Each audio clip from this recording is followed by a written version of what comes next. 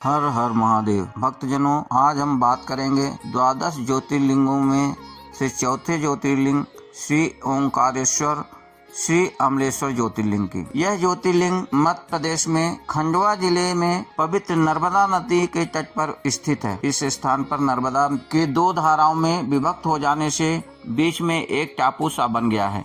इस टापू को मानधाता पर्वत या शिवपुरी कहते हैं। नदी की एक धारा इस पर्वत के उत्तर और दूसरी दक्षिण होकर बहती है। दक्षिण वाली धारा ही मुख्य धारा मानी जाती है। इसी मानधाता पर्वत पर श्री ओंकारेश्वर ज्योतिर्लिंग का मंदिर स्थित है। पूर्व काल में महाराजा मानधाता ने इसी पर्वत पर अपनी तपस्या से भगवान शिव को प्रसन्न किया था। इसी से इस पर्वत को मानधाता पर्वत कहा जाने लगा। इस ज्योतिर्लिंग मंदिर के भीतर दो कोठरियों से होकर जाना पड़ता है। भीतर अंधेरा रहने के कारण यहाँ निरंतर प्रकाश जलता रहता है। ओंकारेश्वर लिंग मनुष्य निर्मित नहीं है, स्वयं प्रकृति ने इसका निर्माण किया है। इसके चारों ओर हमेशा जल भरा रहता है। संपूर्ण मानधाता पर्वत ही भगवान शिव का रूप माना जाता है। इसी कारण इसे शिवपुरी भी कहते हैं। लोग भक्ति पूर्वक इसकी परिक्रमा करते हैं। कार्तिकी पूर्णिमा के दिन यहाँ बहुत भारी मेला लगता है। यहाँ लोग भगवान शिव जी को चने की दाल चढ़ाते हैं। रात्रि की शयन आरती का कार्यक्रम बड़ी भव्यता के साथ होता है। तीर्थ यात्रियों को इसके दर्शन अवश्य करने चाहिए। इस ओंकारेश्वर ज्योतिर्लिंग के दो स्वरूप हैं।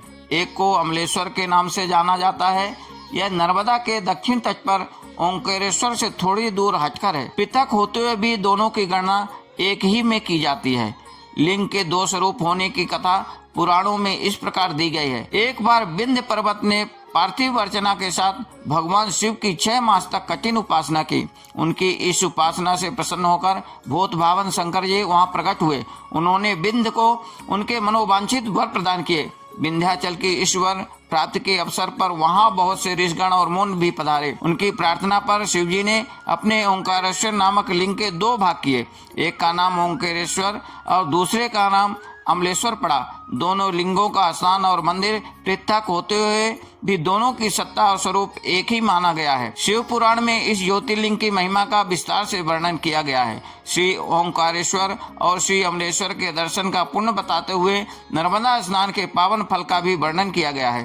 प्रत्येक मनुष्य को इस क्षेत्र की यात्रा अवश्य ही करनी चाहिए। लौकिक परलौकिक दोनों प्रकार के उत्तम फलों की प्राप्ति भगवान ओंकारेश्वर की कृपा से सहज ही हो जाती है।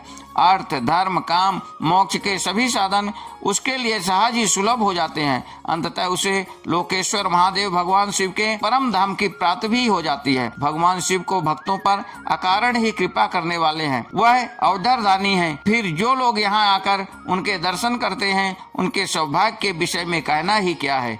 उनके लिए तो सभी प्रकार के उत्तम पुण्य मार्ग सदा सदा के लिए खुल जाते हैं। ओम नमः शिवाय।